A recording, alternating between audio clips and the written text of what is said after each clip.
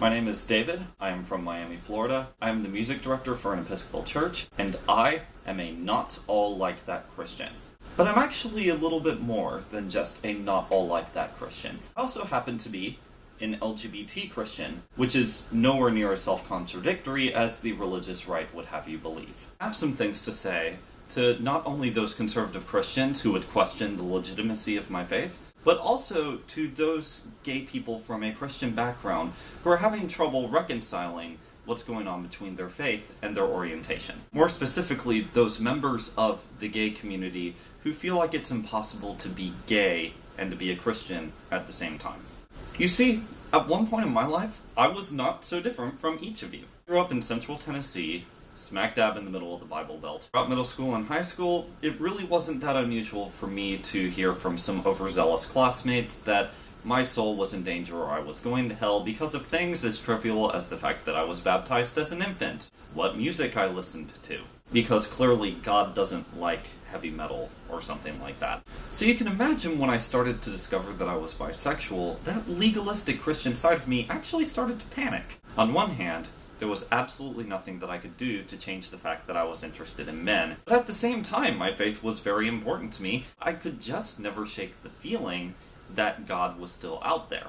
Sadly, the radical idea that that same God was perfectly alright with the fact that I like dudes, that didn't occur to me until considerably later. This war I had going on within myself actually caused me to be severely depressed and basically seek any avenues out of my despair that I could find. But by my last few years of my first college degree, I found myself thinking that there had to be more information out there, that the things that I knew just weren't good enough. So, I did what any good college student would do in such a circumstance. I researched.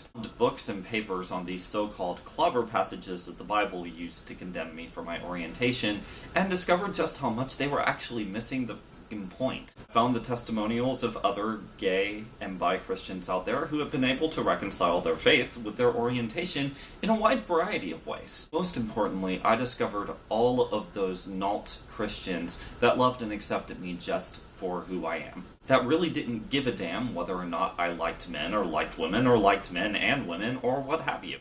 They showed me that it's perfectly okay for me to love Jesus and to love dudes at the same time. Not to mention that there were other dudes out there who loved dudes, loved Jesus, and loved dudes who loved Jesus, and let's face it, that was a pretty nice bonus.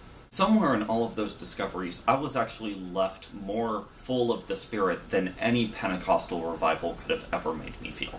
So where am I now in this whole what I believe thing? First, I believe in a God who loves all of his children, not just those children that line up to some strange standard that looks a heck of a whole lot more like the Pharisees than it really does Jesus. Because Jesus was much more interested in the least of these. I can't help but think that if Jesus were walking the earth today, he would be a total stag with the gay community, partying it up as only a man who can turn water into wine can. And maybe on Chick-fil-A Appreciation Day, what he would have done is not stand in line for a chicken sandwich, but instead actually taken all of his gay friends out for a picnic in the park, complete with guilt-free chicken sandwiches. Not to lecture them, not to change them, just to love them, because they needed a good dose of love more than anybody else. For all of those gay people from a Christian background who are having trouble reconciling their faith with their orientation, you're not alone. You might hold on to your faith in this entire process, or you might not, and that's perfectly okay.